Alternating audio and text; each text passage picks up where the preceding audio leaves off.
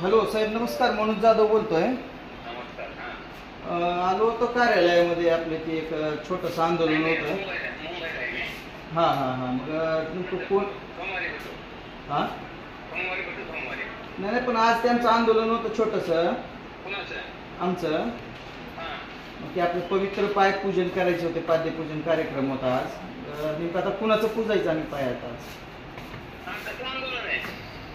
आपल्याला आंदोलन कसलं ही पण माहिती नाही साहेब. जवळपास काय झालंय? हां, कसं आंदोलन सांगा ना. ते आपले पाय पूजन कार्यक्रम आहे रीतसर. कशामुळे? ते तुळजापूर तालुक्यातील गंजेवाडी येथील एका शेतकऱ्याच्या. हां, ठीक आहे. त्याला इथे चर्चेला बोलून घेतलंय मी. हा हा. नाही, त्यांचं तुम्ही बघा, पण ते आमच्या निवेदनानुसार आम्ही आज जे आंदोलन करायलोय.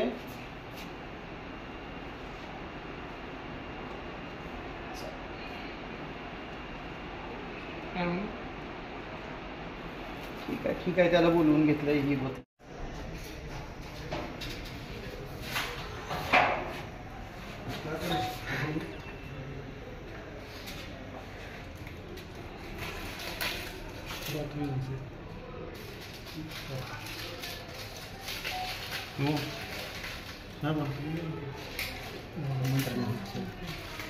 तुम्हारा क्या विषय है?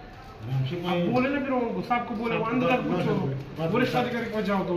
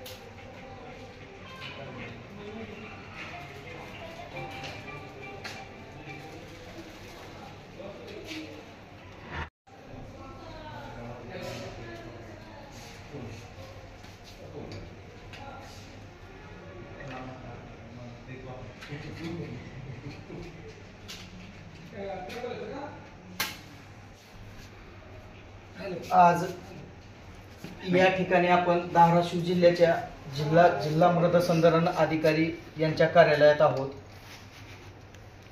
सदरील अधिकाऱ्याच्या एका चुकीच्या निर्णयामुळे तुळजापूर तालुक्यातील मौजे गंजेवाडी येथील दत्तात्रय गंजे या शेतकऱ्याची मागील 30 वर्षापासून जमीन पडक आहे.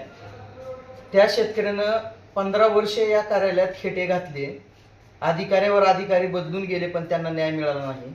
मागच्या 15 वर्षापासून ते अधिकारी रीतसर यांना कागदावर निवेदन देतय. सन्माननीय जिल्हाधिकारी साहेबांना भेटले. जिल्हाधिकारी साहेबांनी यांना पत्र पाठवले त्या शेतकऱ्यांना न्याय देण्यासाठी. या जिल्ह्याचे लोकप्रिय खासदार साहेबांची त्या शेतकऱ्यांनी ओमदादा यांची भेट घेतली जनता दरबारामध्ये. खासदार साहेबांनी यांना आदेश दिला, जर एवढ्या 2 सन्माननीय मोठ्या व्यक्तींनी आदेश देऊन जर हे अधिकारी यांची मगरुरी दाखवत असतील आणि त्या शेतकऱ्याला अन्याय करत असतील, त्याला न्याय देत नसतील, त्याची झालेली नुकसान भरपाई देत नसतील भरून, तर हे आम्हाला शेतकऱ्यांच्या पुत्रांना, भूमिपुत्रांना कधीही मान्य होणार नाही. कारण एक दाणा पेरला तर त्याचे 100 दाणे करणार आम्ही. परंतु जर आमच्यावरच अन्याय होत असेल तर मात्र आम्ही या ठिकाणी वेळ प्रसंगी कायदा सुद्धा हातात घेऊ.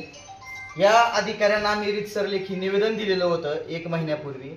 आज ते गैरहजर राहिलेत. ते कुठं आहेत, काय आहेत, फोनवर बोललं तर म्हणते मुंबईला आहेत.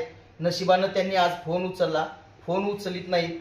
या कार्यालयाचा दरवाजा, यांचे CCTV फुटेज असतील बघितलं तर लक्षात येईल, कायमस्वरूपी बंदच असतो. या कार्यालयातली धूळ सुद्धा तुम्हाला सांगती, हे कार्यालय किती दिवस झालं वापरात असेल.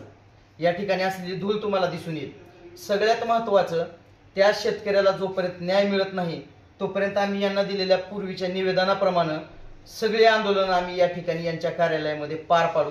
सर्वस्वी परिणामाची जबाबदारी ही यांची असेल. या उपर सगळ्यात महत्त्वाचं, त्या शेतकऱ्याला न्याय देण्याच्या ऐवजी, त्याला नुकसान भरपाई देण्याच्या ऐवजी यांनी त्या सदरील तळ्याचं त्या ठिकाणच्या, त्याचा नंबर 1 आहे, त्या तळ्याचं त्यांनी त्या ठिकाणी दुरुस्तीचा आदेश काढला. त्याला जवळपास त्यांनी त्या ठिकाणी 10 लाख रुपयाचा निधी मंजूर केला. तो निधी मंजूर होऊनही, काम होऊनही त्या ठिकाणची गळती थांबली नाही. ते पैसे अक्षरशः त्या पाण्यात गेले. यांनी ही सदरची रक्कम जी गोरगरिबांनी टॅक्स रूपात महसूल जमा केला होता त्याची अक्षरशः त्या पाण्यात वाहून लावली आणि गुत्तेदार जगवायचं काम आणि स्वतः त्यांच्याकडून कमिशन घेऊन जगायचं काम या अधिकाऱ्यांनी केलेलं आहे. या उपर तेवढ्यावर गळती थांबली नाही म्हणून परत पुन्हा 20 लाखाचा निधी सदरील अधिकाऱ्यांनी त्या ठिकाणी परत पुन्हा मंजूर केला दुरुस्तीसाठी. तुम्ही दुरुस्ती करा, तुमचा ऑफिशियल प्रश्न आहे, पण त्या शेतकऱ्यावर मागील 30 वर्षापासून झालेला अन्याय, त्याचं झालेलं नुकसान, या गोंधळामध्ये त्याचा एक भाऊ दवाखान्यामध्ये मयत पावला त्या शेतकऱ्याचा, त्याला मदत घरातले अर्थकारण बिघडल्यामुळं त्यांना दवाखान्यात त्या ठिकाणी रक्कम भरता आली नाही. उपचाराअभावी पैसे नसल्यामुळं स्वतःचा सक्का भाऊ त्या शेतकऱ्याचा मयत पावला.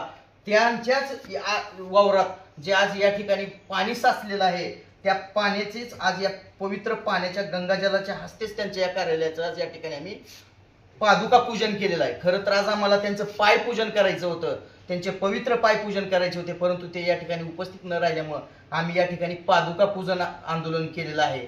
सगळ्यात महत्त्वाचं वस्तुस्थिती अशी आहे की या ठिकाणी या कार्यालयात आल्यानंतर अधिकाऱ्यांना फोन केला असता त्यांची बोलण्याची भाषा सुद्धा अतिशय एकदम मगरुरीची होती, मवाळकीची नव्हती.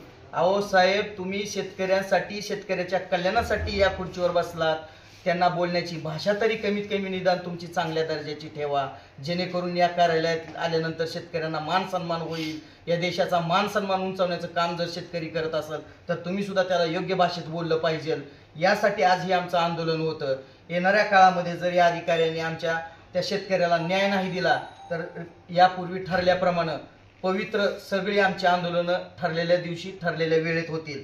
आज या सर्व पत्रकार बांधवाच्या साक्षीनं हे अधिकारी एवढे मस्तवाला असतात की यांच्या स्वतःच्या हाताने हे कार्यालय पेटवून देतील. म्हणून मी आपल्या सर्वांच्या समोर ऑन कॅमेऱ्याच्या समोर ही उदबत्ती सुद्धा विझवत आहे की जेणेकरून यांनी माझ्या आंदोलनाच्या पाठीमागं, माझ्या आंदोलनाला एक कुठंतरी गालबोट लावण्यासाठी व दिशा भरकटण्याचं काम करू नये म्हणून या ठिकाणी आम्ही ही उदबत्ती या ठिकाणी विझवून आमची जी बी काय असेल ती या ठिकाणी दिलेली पवित्र भेट त्यांना ठेवून या कार्यालयातून आम्ही जात आहोत. आई तुळजाभवानी अष्टभुजा साहेब तुम्हाला चांगली सद्बुद्धी देवो आणि येणाऱ्या काळामध्ये त्याच शेतकऱ्याला नाही तर संपूर्ण जिल्ह्यातील शेतकऱ्याला, गुत्तेदारांना नाही, तुमच्या हातून गुत्तेदारांना न्याय न मिळता सर्व शेतकऱ्यांना न्याय मिळो हीच अष्टभुजेच्या चरणी प्रार्थना करतो.